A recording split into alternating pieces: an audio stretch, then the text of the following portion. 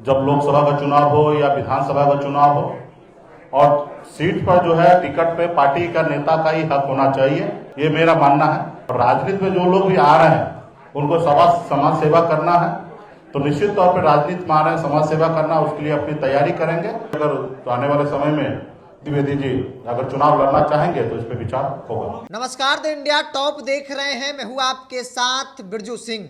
संजीव मिश्रा के बाद एक और ब्राह्मण चेहरा, युवा चेहरा, जिस व्यक्ति का नाम है नीतीश द्विवेदी, वो वीआईपी पार्टी यानी मुकेश सहनी के साथ आ गए हैं, वीआईपी में शामिल हो गए हैं। हर तरफ चर्चा भी होने लगी और तभी हमने सवाल पूछ दिया मुकेश सहनी से कि क्या मुकेश सहनी की बातचीत तेजस्वी यादव से हो गई है कि कौन कौन सीट पर महागठबंधन के अंदर वीआईपी पार्टी चुनाव लड़ेगी। चूंकि Sanjeev Mishra VIP party join की और इस वक्त उन्होंने ऐलान कर दिया कि छातापुर से वो चुनाव लड़ेंगे। छातापुर उनका क्षेत्र है और सीमांचल की राजनीति में सामाजिक स्तर पर एक बड़ा चेहरा है और वो छातापुर से चुनाव लड़ेंगे, ऐसा तय माना जा रहा है। उन्होंने इस बात का ऐलान भी कर दिया है। नीतीश द्विवेदी महाराजगंज विधानसभा सीट से आते हैं, उस क्षेत्र से आते हैं और वो भी महाराजगंज से चुनाव लड़ेंगे, ऐसा तय माना जा रहा है। क्योंकि उन्होंने भी डंके की चोट पर इंटरव्यू में कह दिया है। मुकेश सहनी ने सीट वाले सवाल पर मेरे सवालों का जवाब क्या दिया है, पहले उस बयान को आप सुनिए। देखिए, पॉलिटिकल पार्टी जो भी है वो सभी पार्टी को चुनाव लड़ना होता है। जब लोकसभा का चुनाव हो या विधानसभा का चुनाव हो और सीट पर जो है टिकट पे पार्टी का नेता का ही हक होना चाहिए, ये मेरा मानना है। तो निश्चित तौर पे राजनीति में जो लोग भी आ रहे हैं उनको समाज सेवा करना है, तो निश्चित तौर पे राजनीति में आ रहे हैं समाज सेवा करना, उसके लिए अपनी तैयारी करेंगे।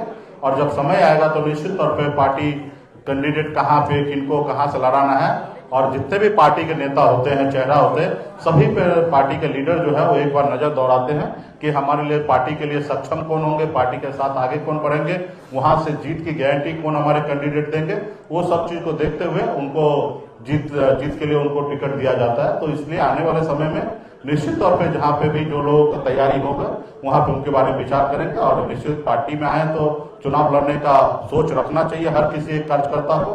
और द्विवेदी जी भी अगर तो आने वाले समय में द्विवेदी जी अगर चुनाव लड़ना चाहेंगे तो इस पर विचार होगा। तो आपने सुना वीआईपी सुप्रीमो मुकेश सहनी को, जिन्होंने स्पष्ट तौर पे कहा कि राजनीति में अगर कोई व्यक्ति आया है तो जाहिर सी बात है कि चुनाव लड़ेगा। नीतीश द्विवेदी जी आए हैं, संजीव मिश्रा जी हैं, ये भी चुनाव लड़ना चाहते हैं। पार्टी इनके बारे में जरूर सोचेगी। चूंकि महागठबंधन के अंदर मुकेश सहनी का गठबंधन यानी वीआईपी का गठबंधन आरजेडी के साथ है और इसीलिए चर्चा है कि क्या तेजस्वी यादव ने मुकेश सहनी को सीटें चिन्हित कर दी है कि आप इन सीटों पर तैयारी कीजिए, यहाँ पर कैंडिडेट खोजिए, उम्मीदवार देखिए कि कौन यहाँ से चुनाव लड़ सकता है। शायद इसीलिए मुकेश सहनी भी अब मैदान में उतर गए हैं। मुकेश सहनी के पार्टी में बड़ी संख्या में जो लोग हैं वो ज्वाइन कर रहे हैं। हाल के दिनों में संजीव मिश्रा जो बड़े ब्राह्मण चेहरे हैं, सामाजिक तौर पर एक बड़ा चेहरा है और बिहार के अगर टॉप बिजनेसमैन का नाम लिस्ट निकालेंगे तो एक नाम संजीव मिश्रा का भी आपको मिलेगा। नीतीश द्विवेदी छपरा महाराजगंज से आते हैं, महाराजगंज विधानसभा सीट से वो दावेदार हैं और वो आज वीआईपी पार्टी में शामिल हुए हैं।